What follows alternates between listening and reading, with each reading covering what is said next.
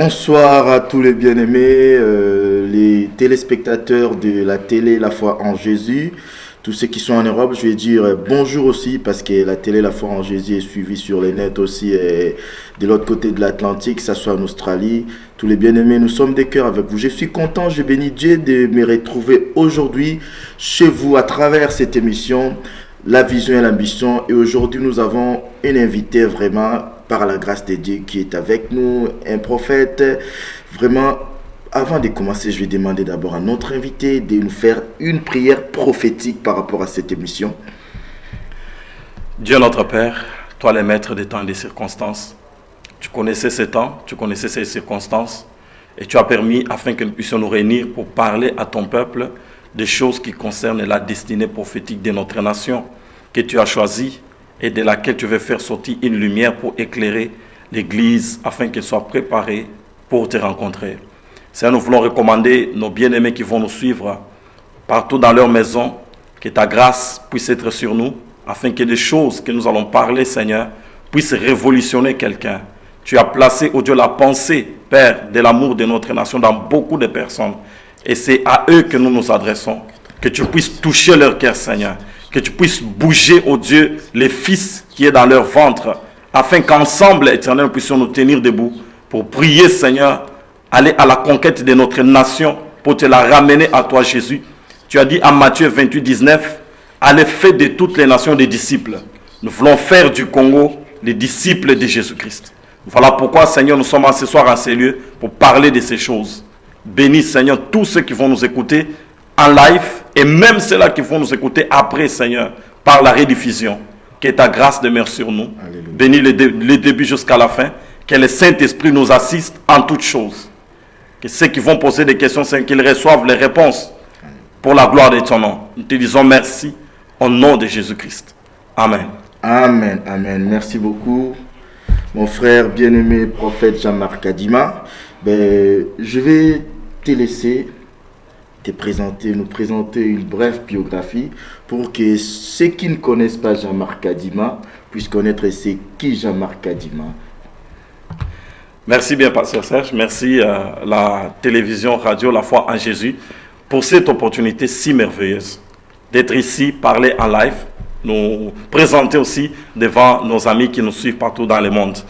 Moi, c'est votre serviteur, Jean-Marc Kadima. Je suis congolais d'origine, des pères et des mères. Je suis né en 1975. Donc, je suis marié avec une femme que Dieu m'a donnée, que j'aime beaucoup, la sœur Jackie, que je salue en passant. Nous avons des enfants, 2 garçons, 5 ans et 3 ans. Alors, je suis berger de l'église La Parole du Soir, qui est établie dans la ville de Duisbourg, en Allemagne. Et par la grâce de Dieu, je suis le coordinateur d'Eden dans la diaspora.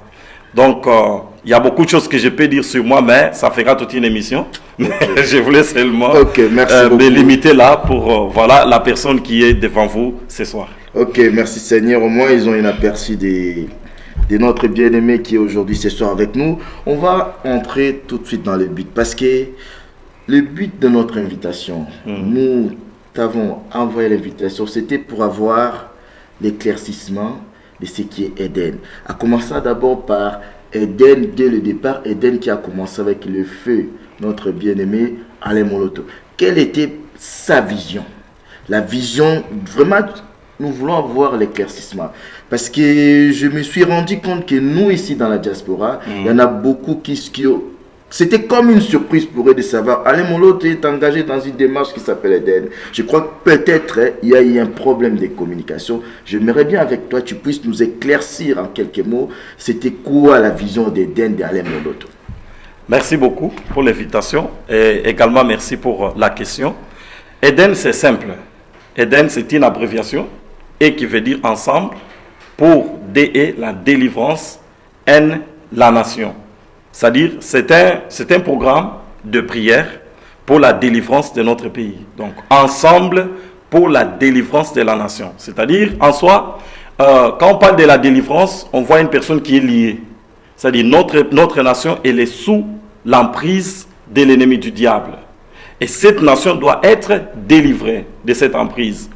Donc, Eden, en soi, c'est disons, je peux dire, Eden, c'est les rassemblements. C'est un appel au rassemblement des troupes spirituellement armées.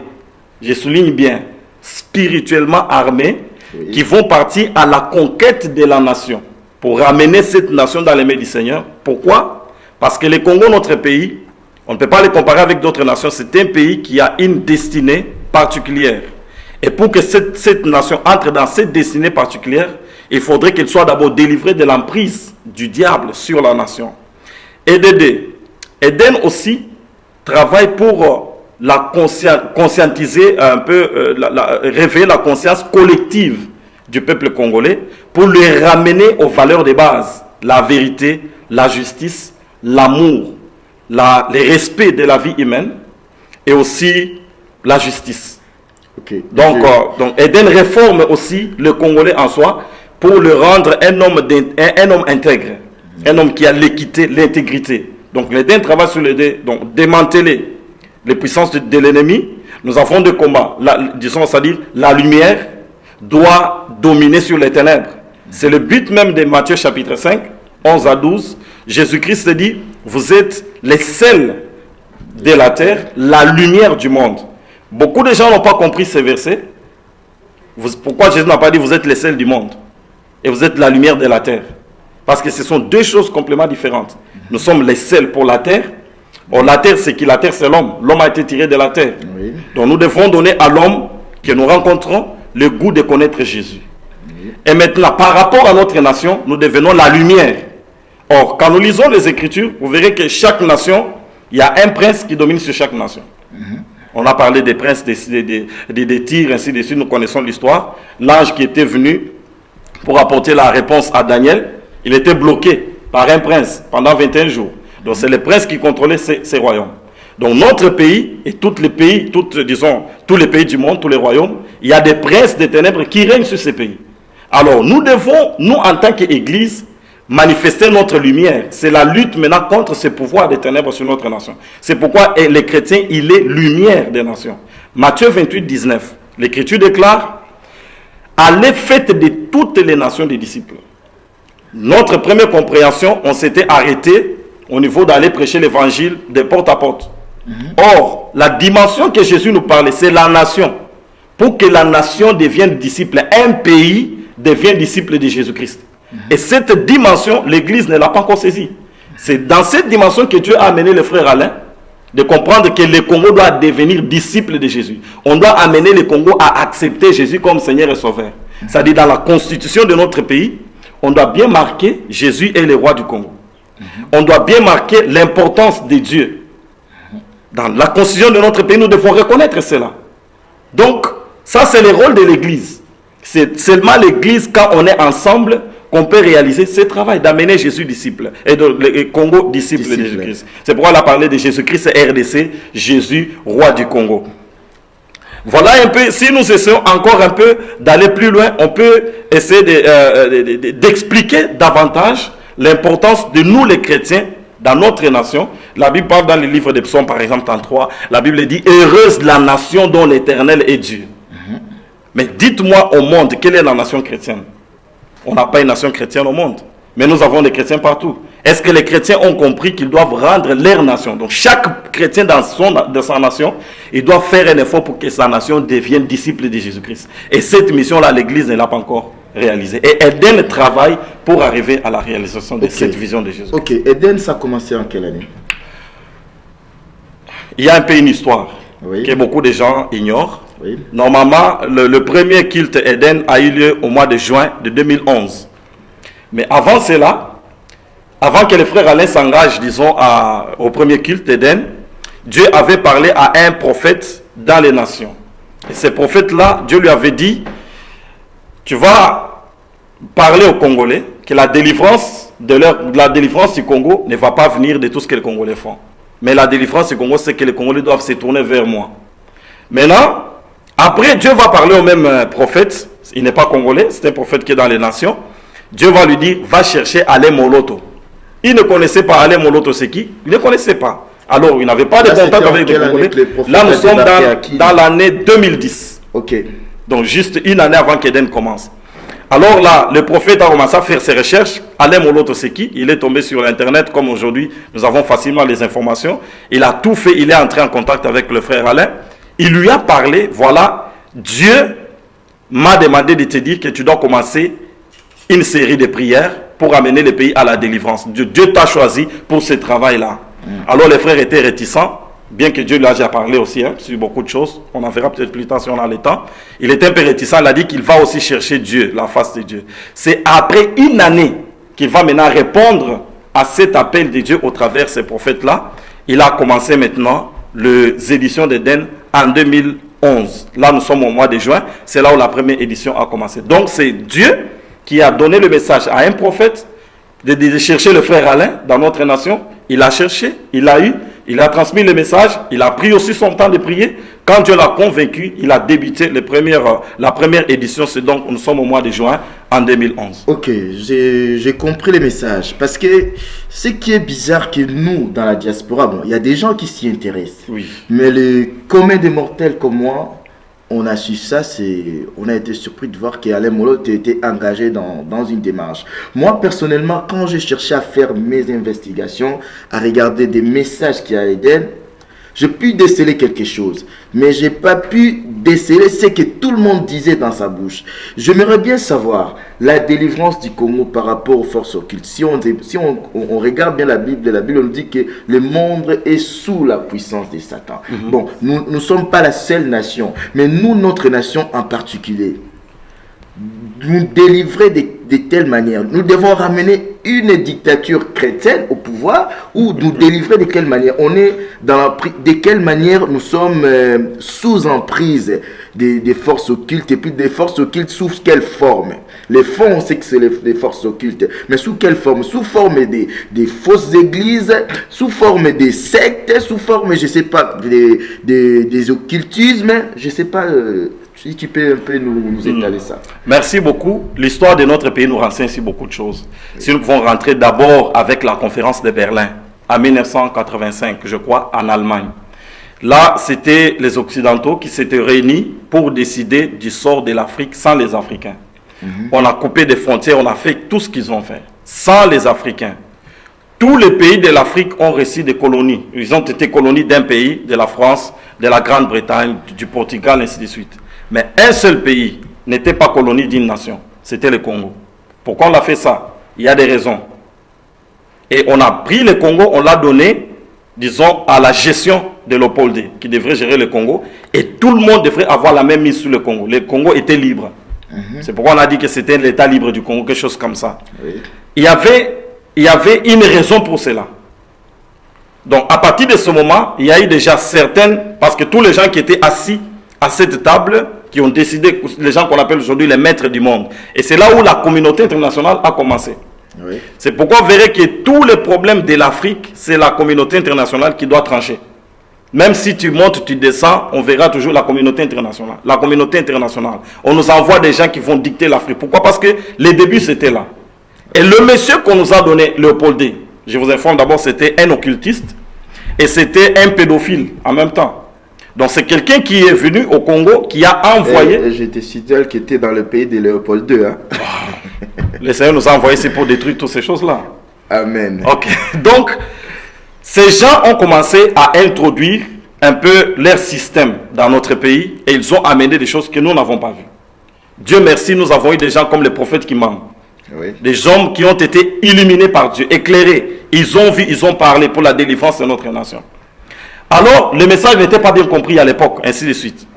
Quand le pouvoir a commencé à changer, je vais vous dire quelque chose qui était arrivé au Congo que les gens n'ont pas compris. Ou bien nous voyons, souvent il y a une image du roi Léopold qui était venu au Congo. Ce n'est pas Léopold, le roi Baudouin qui était venu au Congo. Il y a un Congolais qui lui avait ravi son bâton de commandement.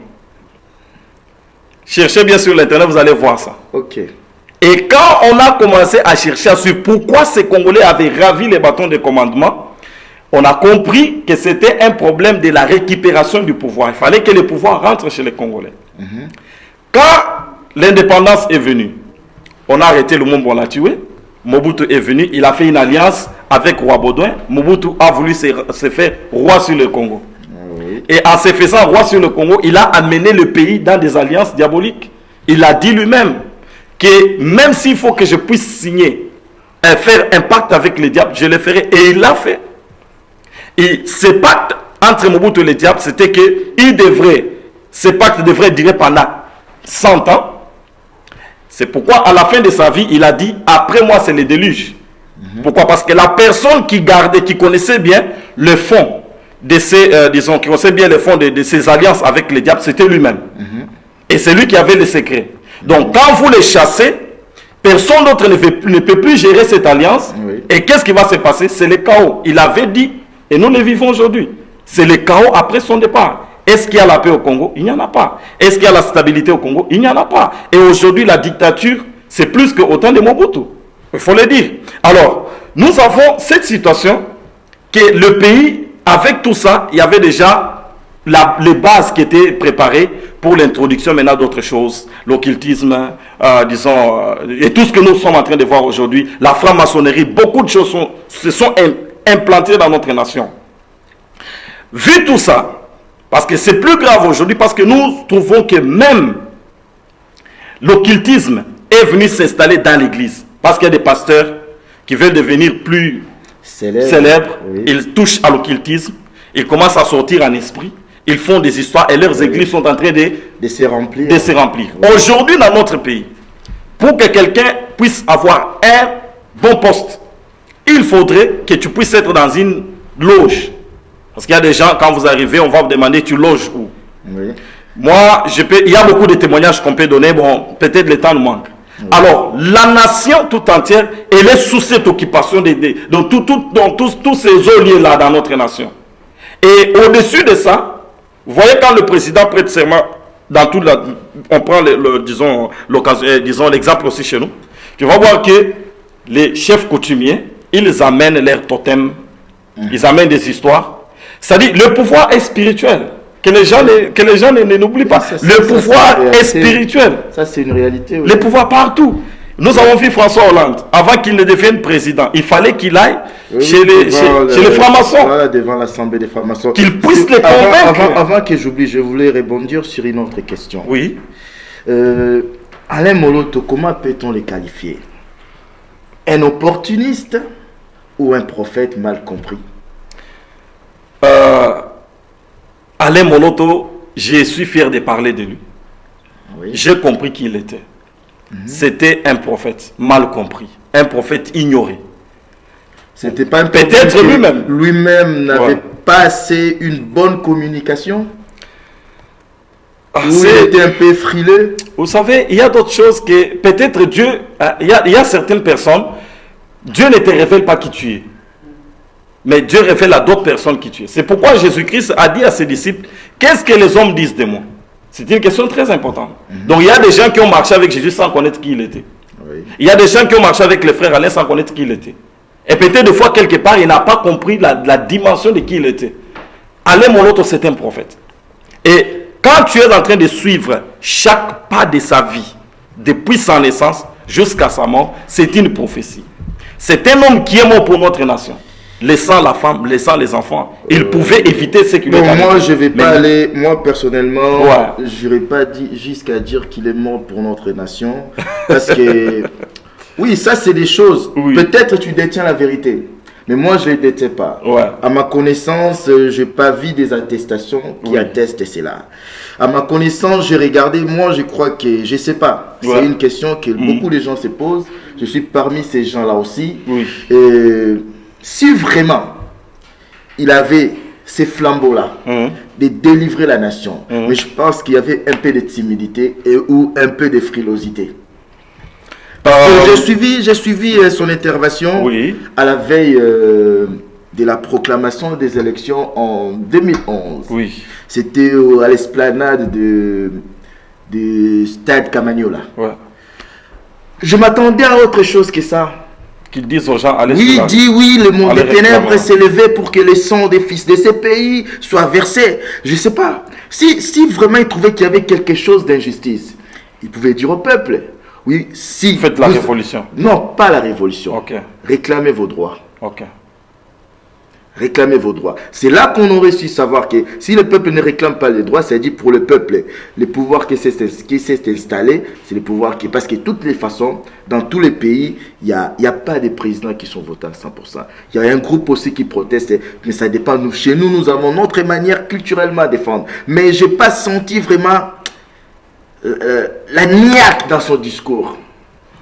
Bon, merci beaucoup. Ça, c'est un peu votre façon de juger. Oui, c'est ça que je dis, ça m'engage que moi. Peut-être il y a des gens qui peuvent se retrouver aussi dans ça. Justement. On a besoin d'éclaircissement. Oui, justement. Ce que je disais, c'est un peu un problème aussi, disons, de chacun, comment il a jugé la situation, comment il a vu la situation. Mais il a fait les choses que Dieu lui avait demandé de faire, sans aller par les sentiments et au-delà. Tu sais, il y a d'autres choses que nous faisons par sentiment. Hein? Oui. Dieu t'a dit, toi tu vas parler d'eux. Tu sais, Moïse, pourquoi il n'est pas entré à Canaan?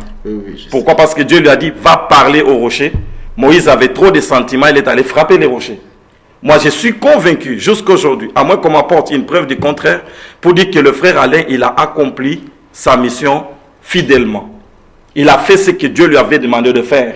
Et il s'est arrêté là. Ce n'est pas qu'il avait, lui, la force de délivrer la nation. Lui, non. Il a réussi la mission de Dieu de faire ce qu'il a fait. Et l'OTAN marqué, le Seigneur l'a pris. Ok, je vais rebondir sur une autre question, prophète.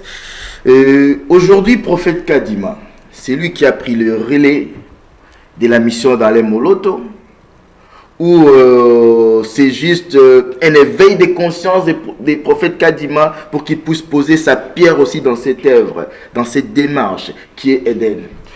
C'est une question très pertinente. Je sais que beaucoup de gens se posent cette question.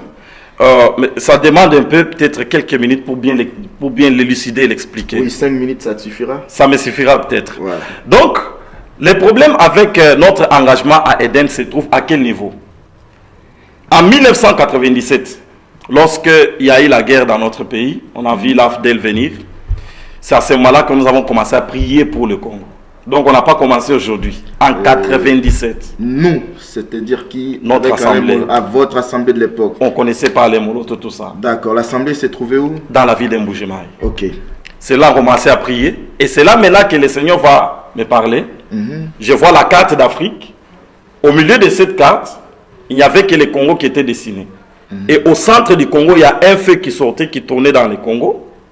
Et ce feu est sorti dans l'Afrique. Dieu va dire, je vous ai choisi et j'ai choisi ce pays pour une mission dans ces temps de la fin.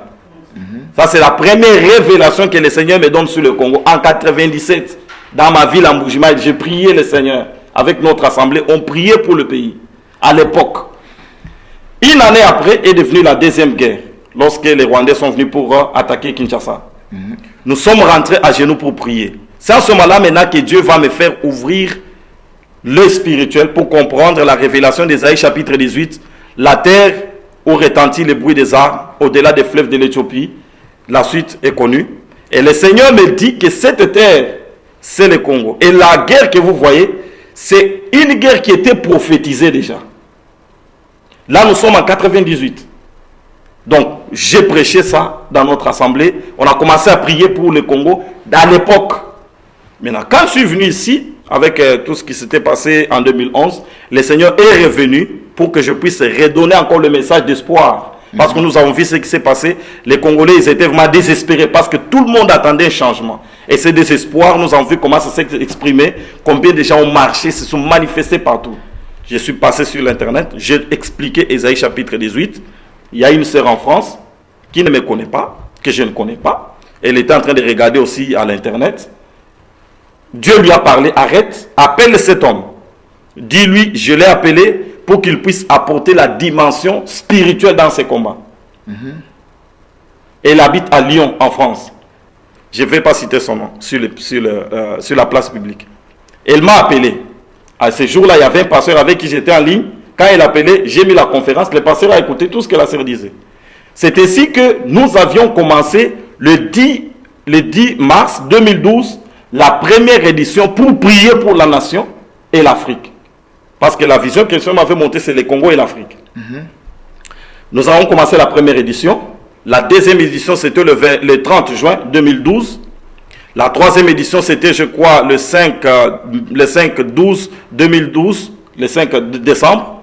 La 4e édition, c'était le 29 juin 2013. Et là, on ne connaissait pas que Eden existe. On n'avait pas connu que le frère Alain était engagé jusqu'à ce niveau-là avec la mission d'Eden. Oui. Parmi nos invités, il y avait un pasteur qui était venu. Après, il m'a appelé lundi pour me dire, voilà prophète, c'est parce que nous le faisons samedi. Voilà prophète, il y a le frère Alain qui travaille sur ce que vous faites là. C'est très important de chercher à entrer en contact avec lui. Oui, que je t'interromps. C'est là que je dis, il y avait quand même un problème de communication avec Eden Deki. Parce que la preuve année, vous priez sans savoir, il y a des gens qui sont aussi dans la même démarche, quelque part, même là-bas dedans, là-bas sur place. On va continuer. C'est pourquoi les problèmes de communication, ce sont des problèmes de moyens. Okay. Et les problèmes des moyens, ce n'est pas les frères Alain qui devraient payer. C'est les Congolais qui doivent se retrouver dans ça pour dire, voilà, nous soutenons. N'est-ce pas la Bible qui nous dit que quand Dieu donne la vision, il donne aussi la provision? Mais la provision, c'est qui? La provision, c'est toi. La provision, c'est moi. Et maintenant, la provision doit comprendre que je suis provision. Okay. Parce qu'il y a des gens qui pensent que l'argent va tomber du ciel. Okay. Il faut être prêt pour soutenir l'œuvre. Okay. C'est là, le problème avec nous les Congolais, c'est là. Va chez les Nigériens, tu n'entendras même pas le problème des provisions. Oui. Le problème des provisions chez nous, si chacun comprend que quand je suis dans une vision, moi-même je suis la source de la provision, on s'y donnera. Sinon, on aura des problèmes. Voilà que nous sommes en train maintenant, parce que nous travaillons avec une équipe, que je salue en passant, en tout cas une équipe très forte. On est entré en contact avec la famille des frères Alain. C'était pas facile, mais nous sommes entrés quand même en contact avec eux. À ce moment-là, la maladie, vraiment, il était dans la dernière phase, disons, de sa maladie. On a parlé quand même avec eux. Après, nous avons commencé à prier d'abord pour que Dieu puisse lui faire grâce pour la guérison. Et Dieu va nous parler de des choses. La première chose, Dieu nous dit que sa mission est finie. La deuxième chose, le Seigneur donne à une sœur qu'on était avec une vision dans laquelle elle voit qu'on était avec le frère Alain ici en Europe, dans notre équipe. Ça nous a donné l'espoir pour dire Dieu va les guérir et nous avons commencé à faire des démarches pour qu'ils puissent venir se faire soigner en Allemagne. Le 2 août, à minuit, on m'appelle pour dire voilà, vers 22h, oh, voilà, le frère Alain, il est rentré dans la gloire. C'était un choc pour nous. Pourquoi? Parce que Dieu nous avait parlé. Oui. Après, que vous avez compris un peu autrement, tu vois. Alors, nous sommes allés maintenant en prière. C'est une nuit que je ne peux pas oublier. Même ma femme peut le témoigner. C'est une nuit où j'ai senti la douleur dans l'âme. Je n'ai jamais senti une telle douleur. Je suis allé poser des questions à Dieu, qu'il m'explique les deux visions. La première vision était claire. La mission du frère Alain était finie. Mais la deuxième vision, pourquoi il était avec nous dans notre équipe? Ce n'était pas lui, c'était la vision Eden. Okay. Donc c'est là où Dieu nous a donné le bâton. Moi j'appelle toujours ça les bâtons des relais. Tu vois quand on fait les relais de 400 mètres, c'est lui qui commence, il s'arrête quelque part, il donne les relais. C'est là que j'aimerais intervenir pour expliciter quelque chose. Oui. Il y a des gens qui peuvent les comprendre dans les cadres humainement avec l'intellect, ils vont mal les comprendre, ils vont dire mais non, mais lui il n'a jamais été en contact avec Alain. Mais moi je vais expliquer tu me diras si j'ai mal compris, si j'ai mal interprété. La vision ça vient de Dieu. La seule personne qui peut passer le relais de cette vision, c'est la personne qui l'a donné, c'est Dieu. Ce n'est pas un être humain. Donc, quand on voit par exemple dans certaines églises où le pasteur choisit son fils sans être poussé par l'esprit pour le succéder, c'est dire à côté on est dans une ambition plutôt qu'une vision. Justement. Voilà. C'est pourquoi vous allez voir même le frère Alain avant sa mort, il n'a pas nommé quelqu'un pour être derrière lui. Parce qu'il suivait les instructions de Dieu. Parce que Dieu va se débrouiller pour trouver les gens qui vont continuer le relais. Bien sûr, Eden est maintenant organisé à Kinshasa, à RDC. Nous avons le coordinateur en RDC, le frère Clovis, que j'aime beaucoup, que je salue aussi en passant. Alors, après maintenant, quand nous avons compris, nous avons organisé le 9 août l'hommage. La journée d'hommage après la mort du frère. Et c'est là maintenant que j'ai expliqué aux gens qui étaient venus toutes les visions que Dieu nous avait données, comment nous sommes entrés en contact avec Eden, qu'est-ce que Dieu nous a parlé et pourquoi nous devrions relever les flambeaux d'Eden dans la diaspora. Et j'aimerais te dire quelque chose que je n'ai jamais dit dans les médias, que je n'ai jamais dit à personne. La foi en Jésus, on a l'exclusivité de ça. Je vais vous dire ça aujourd'hui. Gloire à Dieu. Papa l'État. Je t'ai ramené une exclusivité. À un moment, j'ai appelé ma femme, je lui ai dit nous allons prier pour cette vision parce que ce n'est pas une blague, Eden. Ça coûte des vies. Oui. C'est la vie de toute une nation. Nous sommes entrés en prière avec ma femme, on a commencé à prier le Saint pour qu'il nous éclaire. Je vois une vision claire dans laquelle je vois un bus qui était sur l'arrêt et il n'y avait pas de chauffeur dans le bus. Mais le bus était plein de gens. Alors moi, j'avais les clés. Je suis entré dans le bus, j'ai démarré le bus pour l'amener à destination.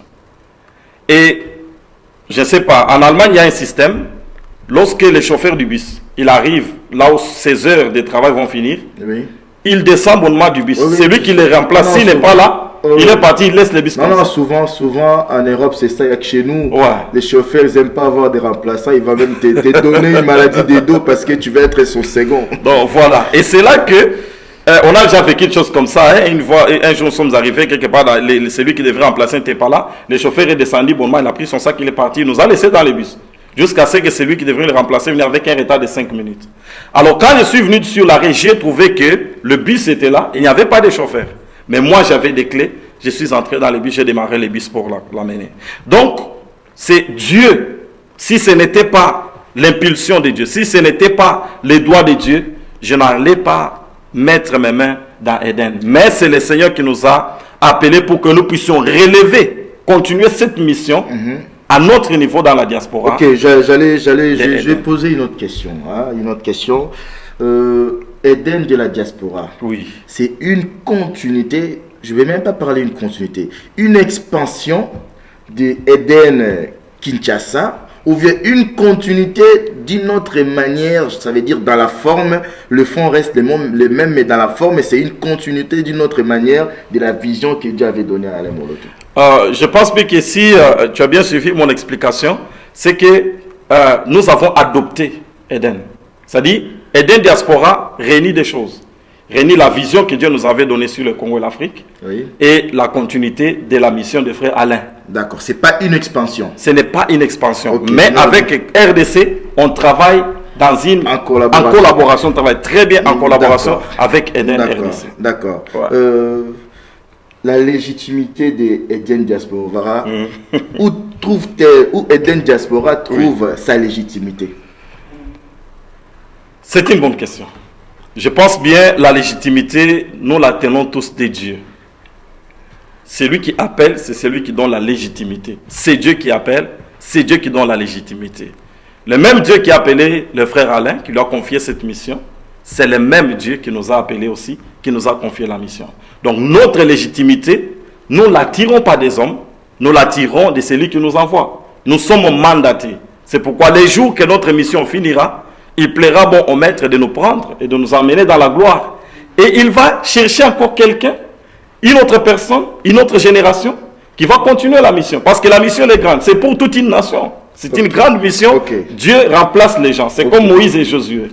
Dieu a remplacé Moïse avec Josué. Dieu a remplacé Élie avec Élisée. Donc c'est ça, nous sommes dans cette logique. Je pense, mais les bien-aimés téléspectateurs, même ceux qui ne sont pas chrétiens, mais ceux qui sont animés par le même amour, l'amour de leur nation, qui est la RDC, le Congo, vous arrivez bien à assimiler cette révélation. Je ne vais même pas dire une révélation, mais des révélations par rapport à la destinée de notre nation. Je vais poser une autre question. Prophète Jean-Marc, quand on a commencé au début, tu as dit c'est ensemble, un rassemblement des chrétiens armés spirituellement. Des troupes armées spirituellement. Des troupes armées spirituellement. Ouais. Voilà. Je me remets savoir sur quel terrain se passent ces combats et contre qui? Contre les hommes ou contre un système? Sur le terrain, ça veut dire nous devons agir humainement, c'est-à-dire par des révolutions. Je ne sais pas quoi. Explique-moi le terrain et contre qui ces combats doivent se dérouler. Merci beaucoup. L'apôtre Paul le dit bien dans le livre de Éphésiens chapitre 6 verset 12. Il dit que nous n'avons pas à lutter contre la chair et le sang. Contre les dominations, contre les autorités, contre les principautés qui sont établies. Donc le combat d'Éden, ce n'est pas un combat charnel, ce n'est pas un combat physique. On n'a pas des adversaires physiques. Pour dire voilà, celui-là c'est notre adversaire, c'est lui que nous allons combattre. Sinon, nous allons rater notre but. Donc Éden est en train de faire le démantèlement du système des ténèbres. C'est comme j'étais en train de dire aujourd'hui, et même nous le savons. À travers l'intercession pour le pays. À travers l'intercession pour le pays. La conscientisation. La conscientisation et la formation. C'est-à-dire, tu sais aujourd'hui, le grand problème que nous avons, c'est un problème aussi de mentalité.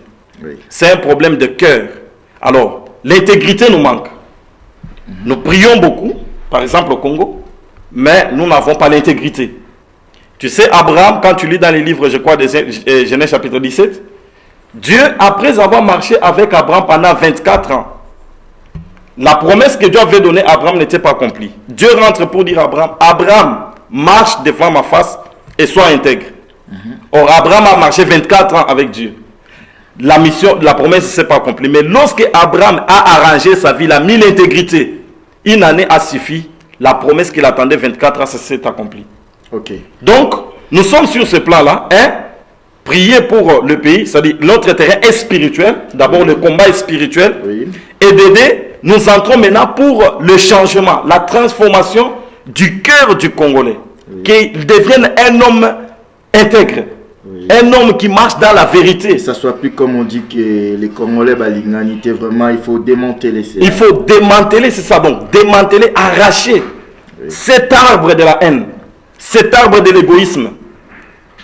Prends l'exemple de nous les Africains. Lorsque les Européens sont venus en Afrique, je n'ai pas vu un Européen courir pour arrêter un Africain, les rendre esclaves. Il a pris l'Africain, c'est l'Africain qui a arrêté son frère. Oui. C'est l'Africain qui a valu. Donc c'est le problème là, jusqu'aujourd'hui, c'est ça. Les Européens ont bien compris que l'Africain, si tu veux avoir la richesse de l'Africain, lève un Africain contre son frère. Oui. Mais quand... Ok, merci. Voilà, j'allais dire. Et tu crois que, je ne sais pas, j'aimerais bien avoir la réponse, c'est des questions que je me pose. J'espère qu'il y en a qui se retrouvent aussi comme moi. Tu crois que la cause de la situation que nous vivons chez nous, dans notre pays, la cause de toute cette situation-là, donc toute cette situation-là résulte de l'emprise du ténèbre sur notre pays? Je peux dire que des responsabilités sont partagées, comme je peux dire. D'un côté, nous avons ces problèmes-là de l'emprise, disons, des mondes des ténèbres sur notre pays. Et de l'autre côté, c'est un problème un peu individuel. Là où chaque... Parce que moi, qu'est-ce qui m'écoeure? On a vu dans notre pays des gens qui ont été au pouvoir, qui ont étudié ici en Europe.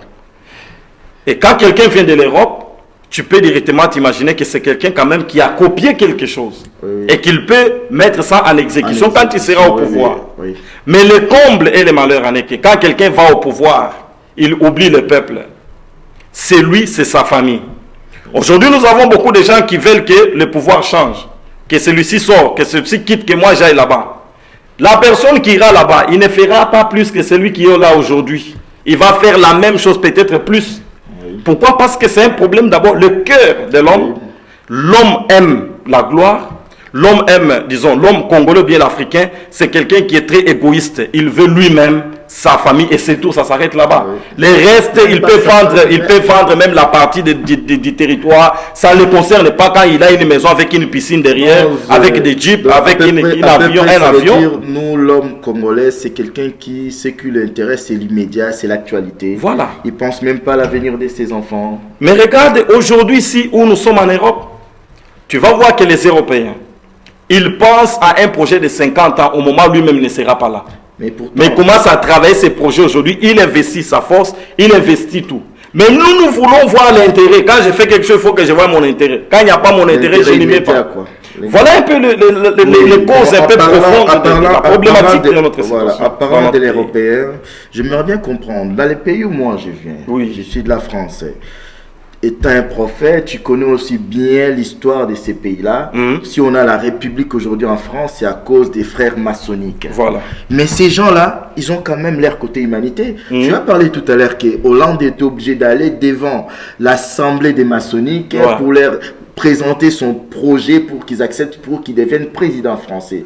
Mais j'ai suivi ça moi aussi. J'ai regardé l'intervention du représentant des maçonniques, des francs-maçons, qui a dit oui, c'est vrai, dans celui qu'on a soutenu dans les élections de la fois dernière, Sarkozy, on trouve plus cette humanité-là, les bons les sont négligés. Mais on dit chez nous que le malheur, c'est à cause des occultistes. Mais les mêmes occultistes ici, ils sont dans l'humanité. Ils sont là pour aider que vraiment les quotidiens des gens puissent s'améliorer. Donc moi, je crois que c'est plus du côté cœur que nous devons insister. C'est pourquoi j'étais en train de dire qu'il y a un travail de deux côtés. Un côté, démanteler les systèmes des ténèbres. De l'autre côté, travailler le cœur du Congolais, travailler le cœur de l'Africain. Tu vois, il y a quelque chose que je vais te montrer. Dans la Bible, il y a des gens qui ont pris les principes de Dieu sans avoir Dieu. Mais ils ont réussi. Donc les gens là, les francs-maçons ici de suite, ils utilisent des fois les principes de Dieu mais sans avoir Dieu. L'exemple, nous l'approuvons en Genèse chapitre 11. Les hommes qui se sont réunis pour faire la tour de Babel. Ils ont utilisé les principes de Dieu, de l'unité. Oui. Ils ont été unis. Et ce qu'ils ont fait, Dieu était paniqué de ce que ces gens faisaient. Ils étaient unis en dehors de Dieu. Oui. Donc il y a des gens qui utilisent les principes de Dieu en dehors de Dieu et ils réussissent. Et c'est ce que ces gens-là font avec leur franc-maçonnerie, tout ça. Ils ont quand même un intérêt. Ils ne regardent pas son intérêt à lui. Quand ils voient l'intérêt national, l'intérêt de sa nation, même s'il est franc-maçon, ça va marcher ce qu'il fait. Mais le contraire chez nous, c'est qu'au lieu que nous puissions avoir les principes de Dieu, là, les prendre, les mettre en action, nous ne sommes pas là. Nous pensons à nous. Nous avons les tribalismes. Regarde aujourd'hui si nous avons des problèmes avec les combats, les combattants, ainsi de suite. Pourquoi? Si tous les combattants étaient unis, on aurait fait de grandes choses. Nous avons aujourd'hui les tribalismes, les régionalismes. Celui-ci, il vient de tel coin, il ne me plaît pas. La tête de celui-là ne me plaît pas. Tu vois? Nous avons une cause commune, mais nous ne savons pas utiliser les principes de Dieu pour arriver à la réussite de cette cause. Oui. Tout ce qui se fait, même dans la science, partout, l'homme est arrivé à découvrir le fonctionnement des principes divins. C'est pourquoi nous voyons aujourd'hui tout ce qui se passe. Même l'avion, pour faire l'avion, il faut copier le modèle de Dieu. Oui. L'avion, c'est quoi? L'appareil volant imitant l'oiseau naturel. Oui. Donc l'homme intelligent, il a copié Dieu, il a copié les principes de Dieu, il a fait l'avion. Et c'est ce qui nous manque, nous. Nous ne copions pas les principes de Dieu. Même un féticheur, s'il copie les principes de Dieu, il va réussir. Ce n'est pas pour dire que pour que tu réussisses avec les principes de Dieu, forcément que tu sois avec Dieu. Non. Okay. Mais quand tu ajoutes Dieu, ça devient encore plus. Voilà les sérieux problèmes que nous avons, c'est qu'au niveau du cœur. On a une question. Merci. Au public. Allô? Oui, bonsoir. Je suis le pasteur Maurice Salamba, j'appelle de Londres. Oui, bonsoir. Oui, je voudrais tout simplement... Vous pouvez hausser un peu la voix, s'il vous plaît? Oui, je suis le pasteur Maurice Salamba, j'appelle de Londres. Ok, merci pasteur Maurice pour ton appel. Oui, nous saluons cette intervention de notre frère, le prophète Jean-Marc. Et juste dire qu'aujourd'hui, notre pays, la République démocratique du Congo ainsi que l'Afrique, nous avons besoin maintenant d'une nouvelle génération d'hommes et de femmes intègres. Amen. Amen. Donc, on a besoin d'une nouvelle génération. Si je comprends bien, tu soutiens, je me permets de vous tutoyer parce que tu es un pasteur, tu es un confrère, on est de la même famille. Tu soutiens la pensée de Eden Diaspora qui dit que c'est un problème de cœur, nous devons vraiment devenir intègres, à commencer par les chrétiens, et puis les chrétiens puissent contaminer le reste du peuple avec cette intégrité, l'honnêteté dans notre façon d'être. Exactement. Ok. Vraiment, merci beaucoup, Pasteur Maurice. Il y a une autre question? Non, ça va. Que Dieu vous bénisse. Que Dieu vous bénisse aussi. C'est Pasteur Maurice comment? Alamba. Alamba. Vraiment que Dieu vous bénisse à Londres là-bas. Et surtout là-bas, on a aussi besoin d'un sursaut, d'un réveil de conscience, surtout même au milieu sacerdotal. On a besoin de redorer, de restaurer l'image de l'homme de Dieu, des chrétiens en général dans ces pays. Que Dieu te bénisse, Pasteur Maurice. Ok. On en était où, mon bien-aimé? Donc, on parlait du point de vue des principes, que le principe divin que les hommes peuvent utiliser pour arriver. On voit ça même avec les Chinois, la loi du séma et de la moisson. La dîme. Oui. Un non-croyant, s'il donne sa dîme, il sera béni. On voit ça aux États-Unis.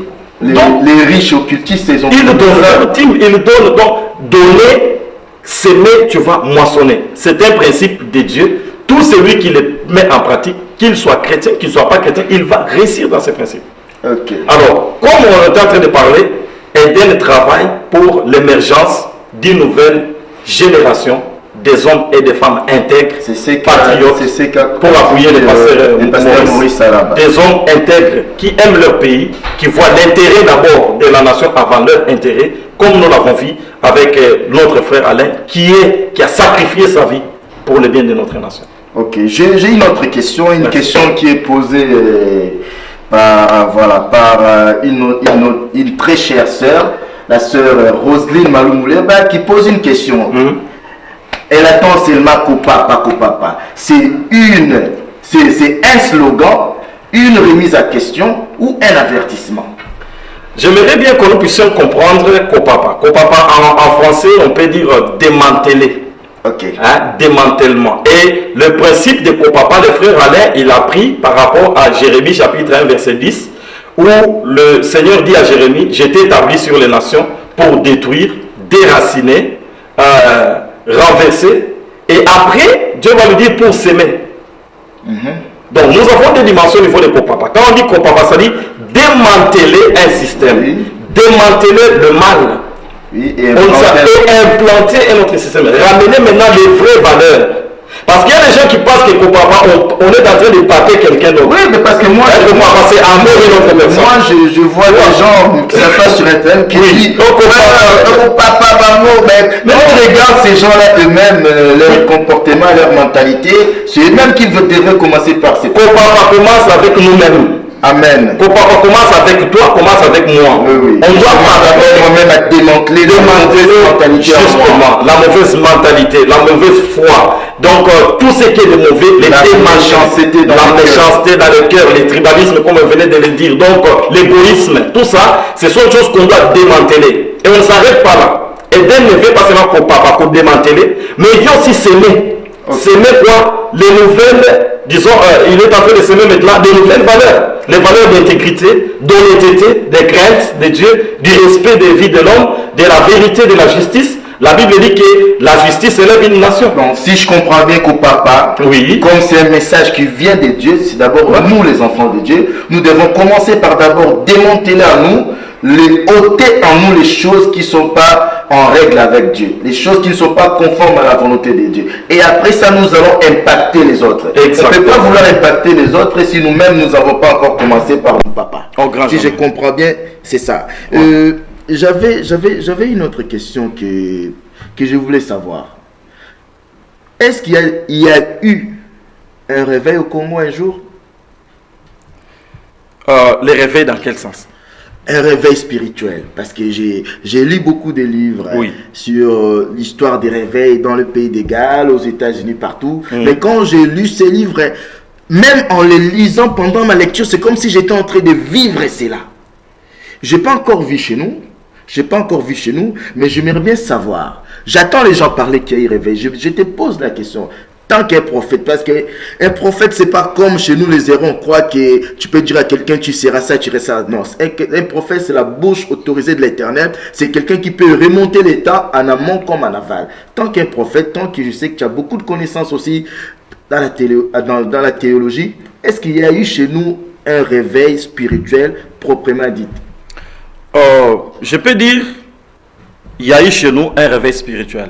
Mais le problème qu'on a avec notre pays, c'est qu'il n'y avait pas une suivi de ce réveil. Dieu a envoyé des hommes. Je peux retourner par exemple de prendre un homme comme Télé Osborne. Oui.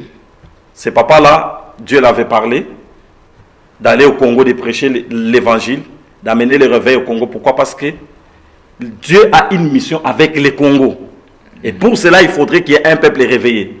C'est pourquoi on a eu des gens comme le papa Haïdi Nabala, qui est passé par l'évangéliste, disons, Télé Osborne, qui a commencé Nzambe Malam, ainsi de suite, et toutes les générations qui sont venues.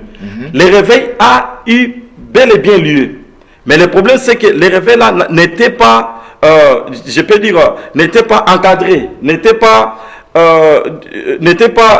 bien encadrés, je peux dire comme ça. Donc le message du réveil n'est pas allé dans la profondeur comme nous avons vu dans d'autres nations. Et c'est ce qui fait même qu'aujourd'hui, on parle des églises des réveils, mais on ne voit pas les réveils. Et même les églises des réveils ne comprennent pas l'essence. On est réveillé, pourquoi? Je viens de toi, tu dors, je te réveille. Pour que tu te lèves seulement comme ça. C'est ça. Quand tu te réveilles, je dois te parler maintenant ce que tu dois faire. Et c'est ce qui a manqué. On a réveillé les gens, il n'y a pas eu les messages. Entre dans les églises. Les réveils, j'étais une fois quelque part, il y a un pasteur qui me disait, les réveils, c'est quand les gens sont guéris, les gens dans ton église, ils sont délivrés. C'est ça le réveil. Non, mais moi je vis quelqu'un dans son église qui dit, Bozo prier Malembe, il faut gang, nous sommes dans une église de réveil, il faut... Parce que moi personnellement, j'arrive pas à crier comme les autres crient. Et pour lui, nous on est endormis. Une église de réveil, les gens doivent crier, Kala! C'est pas ça. Imagine-toi que c'est le pasteur de l'église qui dit ça. C'est pour montrer déjà que dans la tête, il n'y a rien. Est-ce que tu es d'accord avec le bien-aimé pasteur Oscar Maurice Alaba qui a dit qu'il faut une autre génération des hommes de Dieu dans notre pays? je suis à 100% d'accord avec lui. Donc, le problème de notre tu pays, crois que c'est la le problème génération des de juste après Adi Nabala a failli à sa mission? Si nous voyons les résultats que nous avons aujourd'hui, parce qu'au début, il y a eu des pasteurs qui ont marché dans l'intégrité, mais la finalité de leur mission, ce n'était pas ça. Regarde les apôtres. Tu vois, dis-moi un apôtre qui avait divorcé, un apôtre qui avait commencé à prendre des femmes comme il voulait. Ces problèmes-là, c'est récurrent. Ouais, c'est ce que nous sommes en train de dire. C'est que les virus du mal. Chez nous, c'est comme si on ne croit pas que la luxure est un péché, la volupté est un péché. On prêche la cupidité, mais pourtant nous-mêmes nous vivons dans la cupidité. Le désir de posséder à tout prix, c'est pas ça la cupidité? Bien sûr. Donc le problème avec chez nous, c'est quoi? On a réveillé quelqu'un, on ne lui a pas dit pourquoi il est réveillé. Du coup, on voit ça même dans la réalité. Hein. C'est pourquoi il s'est passé. Quelqu'un fait ça, du coup, il retourne encore en sommeil. Ou il fait n'importe quoi. Les somnambules, on est des somnambules alors. Mais quand tu vois, quand j'ai réveillé Israël, il y avait un message derrière le réveil. Oui. Et ce message devrait atteindre son but. Quand on voit les réveils des pays d'égal, ça a été jusqu'en Afrique, jusqu'en Amérique. Ça, c'est vrai. Donc, il y a quelque chose qui nous a manqué. Il y a eu le réveil. Il fallait maintenant qu'il y ait le message qui accompagne les réveils. C'est pourquoi j'ai parlé de l'encadrement, disons, des réveils. Les réveils dans notre pays n'étaient pas encadrés. C'est pourquoi les gens sont partis dans toutes les directions. Oui. Quelqu'un s'est réveillé le matin, il a vu une vision. Quelle que soit la destinée prophétique que notre pays peut avoir, quelle que soit la mission d'Éden, ça veut dire l'humain peut faillir malgré qu'il a l'onction de Dieu. L'humain peut faillir.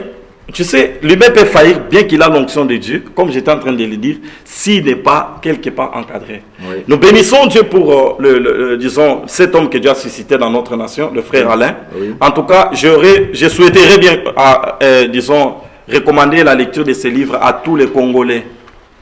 Et ces livres, nous les vendons maintenant chez nous à Eden à moins cher. Il est moins de 20 €. Il y a eu des gens qui ont vendu ça un peu à différents prix. Mais à Eden, vous pouvez l'avoir. Il y a notre numéro qui va passer. Vous pouvez les commander à moins de 20 €. Je veux dire aux bien-aimés frères, même ceux qui prétendent aimer ces pays, avoir l'essence du patriotisme.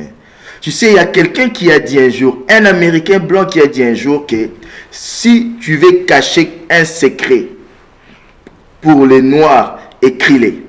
Si vous les confinez dans les Écritures, les Noirs ne lisent pas. Mais nous voulons démanteler ces côtés-là qui est noir, qu'on n'aime pas lire. Donc, on aime notre pays, il faut qu'on le montre par des actions. Nous sommes la provision. Aujourd'hui, on voit même dans les combats, ce qui fait faille, c'est quoi? Parce que les gens, ils veulent dire des slogans, mais quand il s'agit de contribuer, contribue pas. Tu es la provision, je suis la provision. Rendons-nous compte de ce que nous sommes, achetons ces livres. Ces livres vont beaucoup nous éclaircir. On fera vraiment, on va mener une vie avec intelligence. Ça ne serait pas des slogans, mais ça serait des choses que nous mettrons en pratique à partir de ces livres. Dieu a fait grâce, il a parlé dans quelqu'un, cette personne-là l'a mis en écrit comme Dieu a toujours fait depuis les époques. Il dit écris-les. Lui aussi, il a écrit la prophétie. Je vous recommande ces livres. Merci beaucoup. C'est pourquoi j'étais en train de... je voulais dire aussi quelque chose pour dire notre devise à Eden Diaspora, prier, éveiller la conscience, conscientiser, disons, les Congolais et les former. Et quand ces éléments sont réunis ensemble, tu verras que la personne qui est réveillée, lorsqu'il est équipé, il fera le travail et voilà.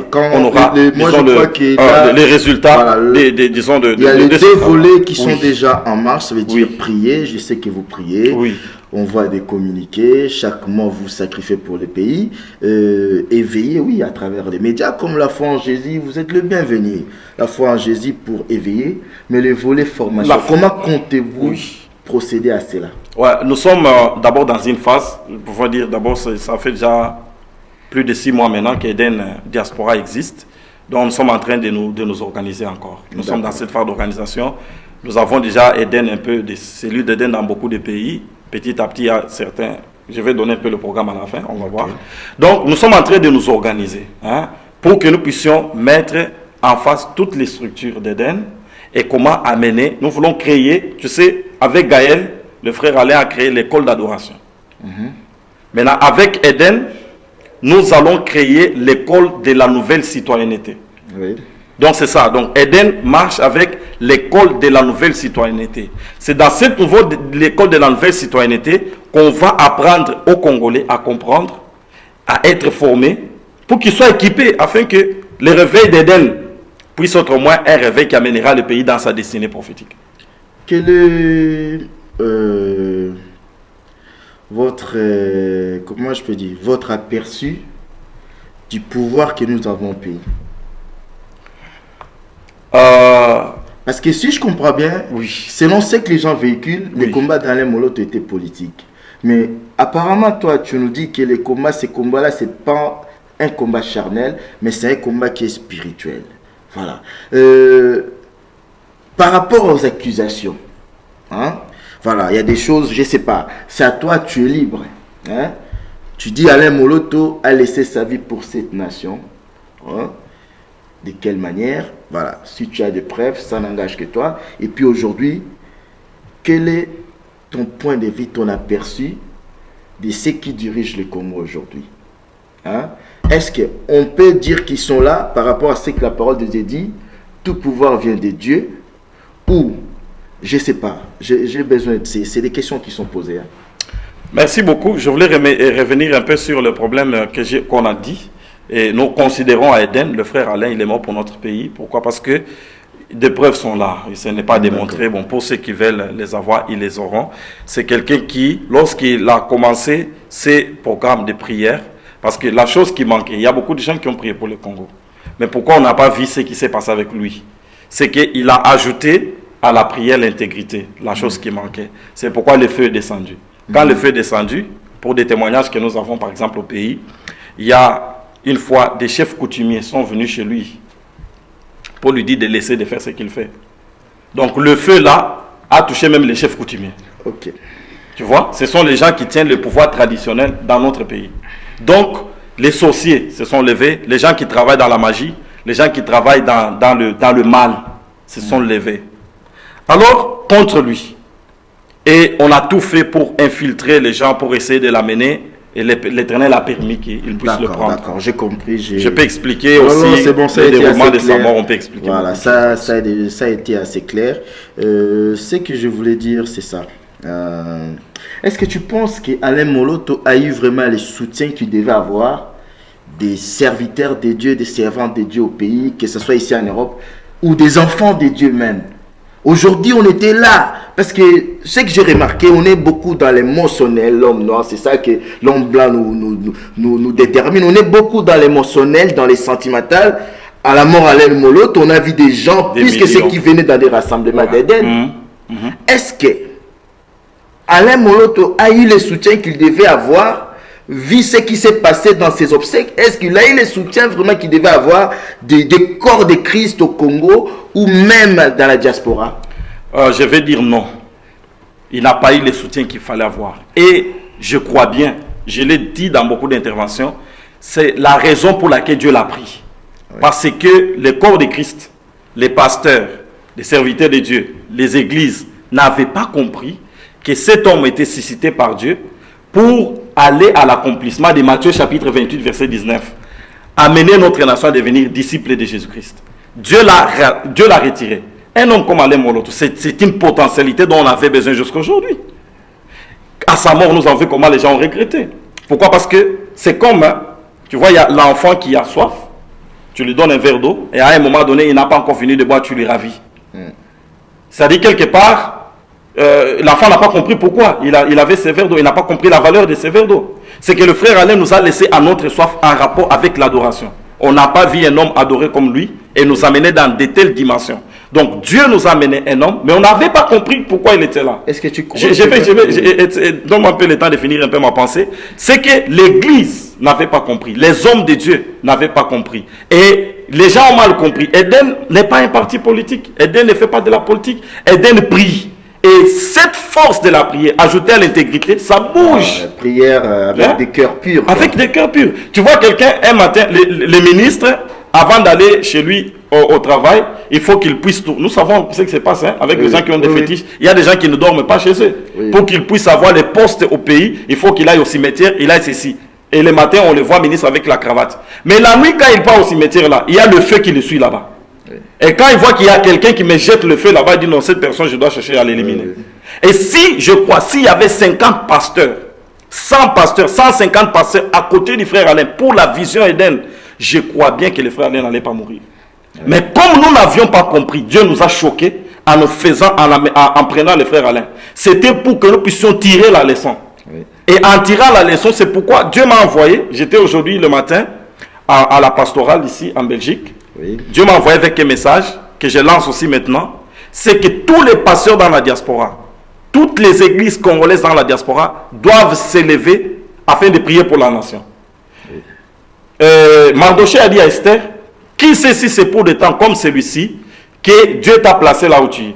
Tu dois t'élever, prier pour ton peuple, faire quelque chose. Si tu ne le fais pas, sache que la délivrance viendra d'ailleurs. Mais toi et la maison de ton père, oui, je vais avouer une chose, je vais confesser une chose. Tu es là, moi je ne suis pas... Je vais démanteler cette mentalité-là qu'on a d'apprécier les gens après leur mort, de reconnaître après leur mort. Moi je vais reconnaître qu'une fois j'étais suivi, je crois que c'est dans une de nos émissions qu'on a fait à la radio, l'émission La Vision et l'Ambition à la radio, chaque mercredi à 20h.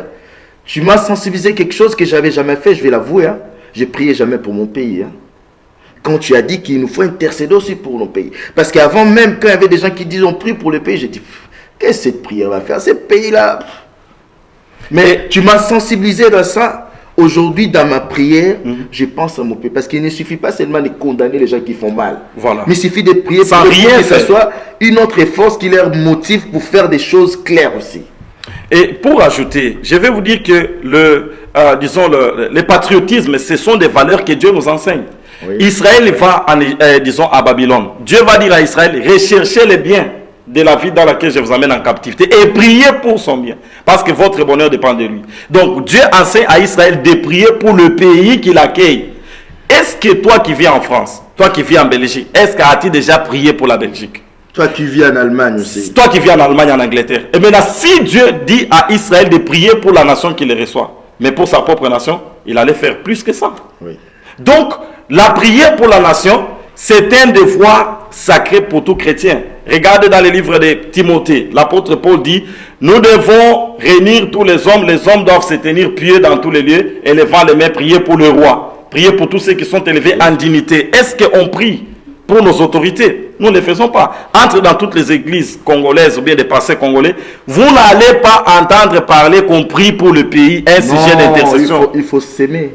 C'est ça, ça n'existe pas. Il faut s'aimer, on fait des Ce qui m'a fait peur, ce qui m'a fait peur, je te l'avoue aujourd'hui, je l'ai déjà dit, je le répète, en Allemagne, j'ai trouvé des Allemands qui prient pour le Congo.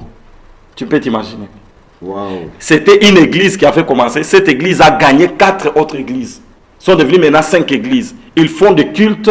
Dans chaque église, un grand culte pour le Congo une fois par an. 5 fois par an. L'année passée et cette année, c'est moi qui suis l'orateur principal. Les Allemands des Blancs qui n'ont pas de relations avec les Congolais. Dernièrement, à Eden, Suède, nous avons reçu un pasteur suédois qui n'est pas noir, hein, un pasteur suédois, à qui Dieu a donné un message pour lui dire, va dire aux Congolais, la délivrance de leur nation ne viendra pas des Nations Unies, de la communauté internationale. C'est que les Congolais doivent se tourner vers moi, ils doivent me chercher, ils doivent marcher dans l'intégrité, dans la crainte. Je vais délivrer leur pays. Un Suédois que Dieu parle, c'est-à-dire il a prié avant que Dieu lui parle. Donc nous avons des étrangers aujourd'hui qui commencent à prier pour notre pays, mais nous-mêmes nous ne le faisons pas. C'est ça ce que Dieu a dit, Mardoché a dit à Esther, tu dois faire attention. Parce que la délivrance d'Israël, c'est un plan que Dieu a déjà fait.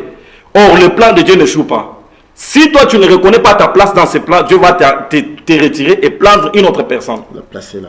Prenons le cas, il y a beaucoup de gens aujourd'hui qui sont en train de prier pour le Congo, mais qui ne sont pas des Congolais. Et maintenant, toi, Congolais, qu'est-ce que tu fais? Il y a des gens, quand on parle d'Éden, il y a des gens on réagit sur Internet, nous, on est fort. Et ce qui m'a touché, regardez la vidéo du frère Alain sur la 11e édition. C'est la vidéo qui a été la plus suivie. On l'a commenté de plusieurs manières. J'ai regardé cette vidéo, elle a été suivie, elle a été visionnée 185 160 fois. On parle des émotions, hein? Oui. Mais après ça, on n'a pas vu des résultats.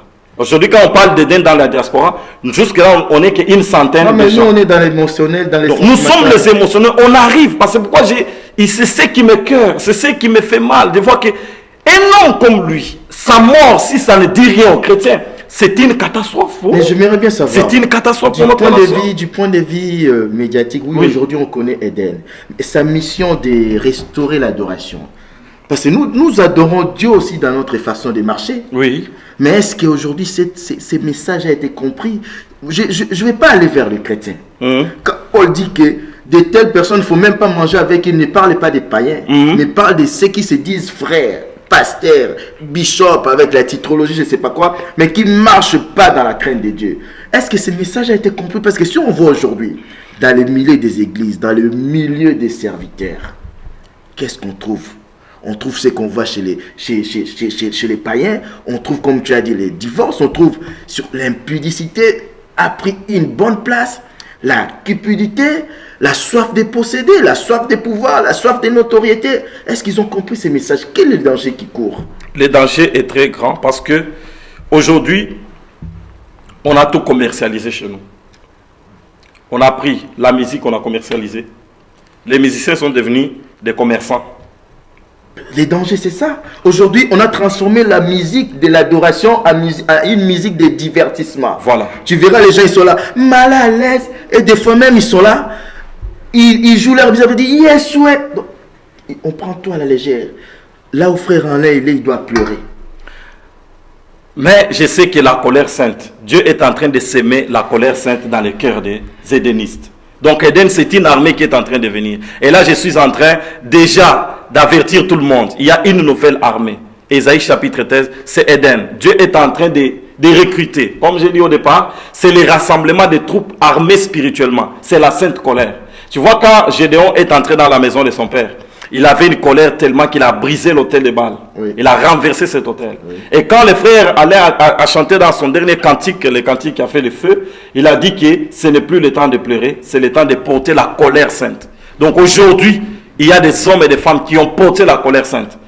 Rien ne sera comme avant. Les choses vont changer. Par rapport à la colère sainte, qu'est-ce que tu peux dire aux enfants de Dieu, oui, qui bouillonnent aussi, qui ont envie aussi de démanteler des antivaleurs, mais qui malheureusement sont dans les églises d'endormissement.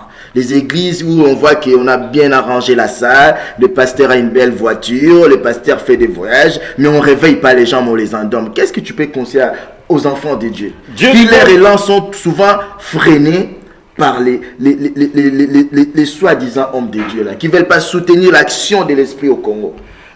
Dieu lui-même le dit, hein, quand nous lisons, je crois, 1 Corinthiens chapitre 6, oui, il est en train de dire, ou bien 2 Corinthiens chapitre 6, il dit ceci à son peuple, sortez de Babylone. Donc, il y a certaines choses qu'on ne peut plus arranger. Il y a certaines personnes qu'on ne peut plus transformer. Donc si tu es dans une église où les pasteurs c'est un impudique, on voit des fois des vidéos YouTube, on voit des fois des témoignages, des gens qui enregistrent des messages téléphoniques où les pasteurs parlent des insanités. Donc, et ces pasteurs-là, ils passent encore devant toi dimanche, ils te prêchent. Ah oui, ils bénissent aussi des mariages. Mais toi, tu es maudit. Si tu connais et tu continues à soutenir des choses comme ça, ça, ce n'est pas un pasteur. Je vais te dire une chose, c'est que quand Dieu a instauré les sacerdoces avec Aaron, et quand on est venu pour introduire Aaron comme étant les souverains sacrificateurs, la première chose que Dieu a dit à Moïse qu'on devrait mettre sur le corps d'Aaron, c'était les caleçons. Donc Aaron devrait porter les caleçons. Oui, c'est-à-dire, il devrait garder sa nudité. Oui. On devrait protéger la nudité d'Aaron. Pourquoi? Parce que l'autel avait 7 marches. Pour arriver à l'autel, il faut marcher. Il faut monter cette marche. Et quand tu as monté sur les 7 marches, tout le monde qui est en bas, il te regarde. Donc ton caleçon doit être protégé. Les caleçons d'un homme de Dieu, ça ne doit pas être quelque chose que des sœurs connaissent à l'église.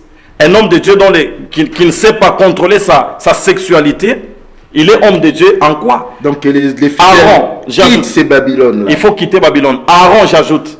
Quand tu entres au tabernacle, la première chose qui te frappe, tu vois Aaron, sur la terre d'Aaron, on avait écrit sainteté à l'Éternel. Et on avait écrit ça en lettres d'or. Or, l'or, c'est ce qui attire. Si je porte maintenant là un collier en or, ce qui va t'attirer, c'est l'or. Non, mais aujourd'hui, leur sainteté, c'est dans des toges. Hein, et dans des croix comme ça, c'est ça leur sainteté. Hein. Ah, bien aimé, je vous dis que tout ça sont des pratiques inutiles. Donc, porter des longues toges, porter des croix, prendre l'huile versée sur les gens, les symboles de l'ancienne alliance, la Bible dit que tout ça c'était l'ombre des choses à venir. On n'a pas besoin de l'huile et Dieu avait interdit aux gens de faire l'huile parce que l'huile d'onction, il y avait des compositions. Lis dans les livres d'Exode chapitre 30, il y avait des compositions. Est-ce que l'huile qu'on verse sur les gens répond aux normes de l'huile qui est dans les Écritures? Non, mais on veut être pourquoi tromper les gens jusqu'à ce niveau? Vraiment, l'Église est on a encore beaucoup de questions qui pleuvent sur Internet. Cas, merci mais beaucoup. Le temps nous fait défaut. Vraiment. Le maître des temps et des circonstances permettra après qu'on puisse les voir encore. Vraiment. Et le message, j'aimerais bien en 2 minutes que tu adresses un message. Parce que là, si j'ai compris bien, les gens ils ont mal compris Eden. Absolument. Eden, c'est d'abord nous-mêmes. C'est d'abord nous devons déjà démanteler à nous-mêmes, les enfants de Dieu, les choses mauvaises.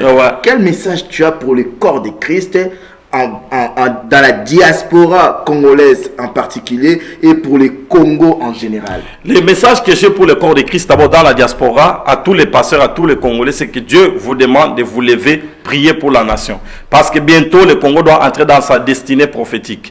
Notre pays a un appel de Dieu, Ésaïe chapitre 18 et Ésaïe chapitre 19, verset 20. Donc, au niveau de notre pays, Dieu va commencer un travail pour préparer l'Église au retour de Jésus-Christ. Et cela engage l'église des réveils. Si l'église des réveils existe au Congo, ou bien si nous avons les églises des réveils des Congolais en dehors du Congo, c'est pour une mission. Et cette mission, nous ne la connaissons pas, c'est la mission pour notre nation.